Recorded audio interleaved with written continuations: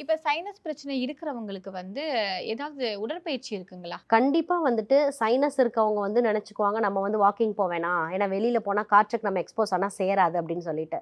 ஆனா வந்துட்டு கண்டிப்பா வந்துட்டு ஒரு பிரிஸ்க் வாக்கிங் கண்டிப்பா 20 டூ 30 மினிட்ஸ் பண்ணலாம். பிளஸ் அப்படி இல்ல என்னால நடக்க முடியல அப்படின்னா, வீட்லயே எளிமையான யோக பயிற்சிகள், கபாலபதி, அடுத்து வந்து பிராணாயாமம் இந்த மாரியான சுவாச பயிற்சிகள் செய்யும்போது, அவங்களோட லங்ஸ் அதாவது வந்து நுரையீரல்ல இருக்க காற்றறைகள்லாம் நல்லா விரிவடையும்.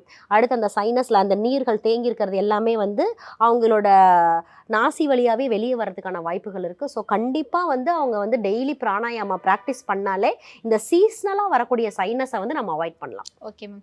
நோய் நாடி நோய் முதல் நாடி அது தணிக்கும் வாய்நாடி வாய்ப்பச் செயல்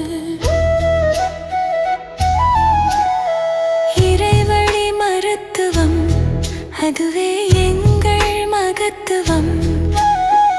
இறைவழி மருத்துவம் அதுவே எங்கள் மகத்துவம். அனைத்து நோய்களுக்குமான குணம் டாக்டர் ஸ்ரீவர்மாஸ்.